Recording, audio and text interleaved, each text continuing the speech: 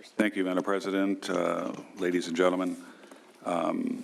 First of all, I want to thank all the people that came to testify today, and for those of you that have lost loved ones, my condolences to your family or your friends. And we've certainly heard your perspective, and it's very moving. And I've been an elected official now for 26 years, and one of the most distressing calls that we get as elected officials is when members of our public safety agencies have been murdered. Most recently, a couple years ago in Palm Springs, where I proudly represent, we had two officers, Mr. Gil Vega and Leslie Zarebny. They were called to a house where there was allegedly a armed person that was being threatening. And when they approached the door was suddenly opened, and a man opened fire, murdering both of them. They never had the time to consider the reasonableness of the situation because things happen in a split second. In the city of Temecula, when I was mayor in 1995, we had our first police officer killed in the line of duty, Mr. Kent Hinegard. It was at a domestic violence call.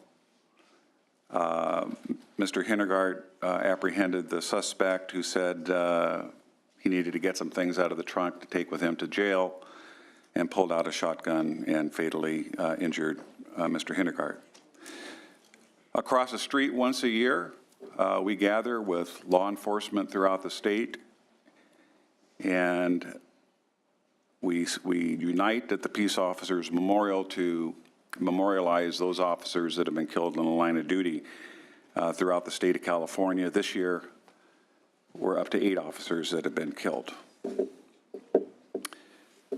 You know, when you become a police officer, and my uncle was a sergeant, lieutenant with LAPD, actually, and went through extensive training, taught at the academy, and actually was a sergeant. You know, we have a natural instinct. It's called the fight or flight syndrome. When we go into a dangerous situation, it's not something that you can train for. It's an autonomic nervous system response where your heart responds to a lot of adrenaline and you're very alert. A lot of blood goes to the brain because you're in a position where you can be harmed. And you have, in many cases, a split second to make a decision. And in that split second, you've got to make the right decision. That's hopefully the right decision for everyone involved. But we all know that we're humans, and we can always Monday morning quarterback after a situation.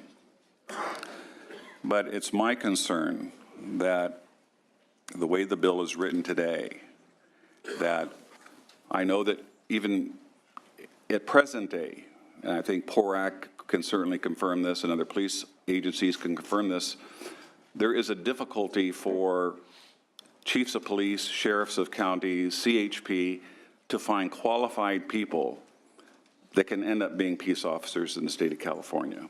I know the sheriff in Riverside County is less than 1% that apply actually get the job.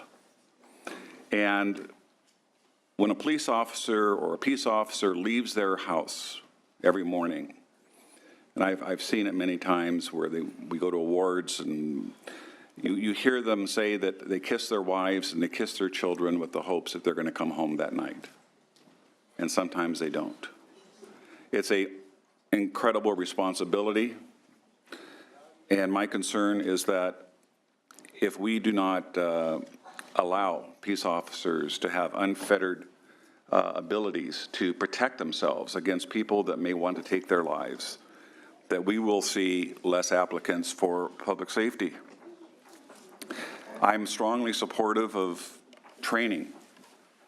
My colleague, I've heard her talk many times about implicit and explicit bias.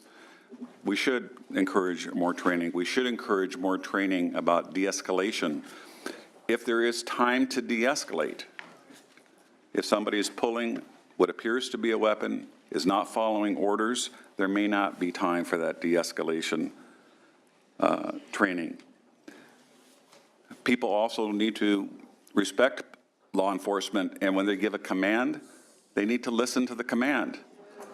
Because I don't believe that police officers wake up and go out and decide, I think I want to go kill somebody today. So, you know, these are my thoughts, and I respected you when you were speaking. I hope you'll respect me when I'm speaking. But I think we have a tremendous core of public safety officials that put their lives on the line every day to make sure that when I call 911, because somebody's busting a window in my house in the middle of the night, that I'm going to have somebody there that's going to put their life on the line to protect me and my family. And I believe that if this bill is passed in its present form, I believe the police officers are not going to rush to a scene to protect me or my family, because they are not going to want to put their lives on the line if they're going to be held in a criminal sense for taking somebody's life in a public safety situation where they believe that it is a righteous situation for them to protect me, members of my family, or my constituents. And for those reasons, I respectfully can't support the bill today.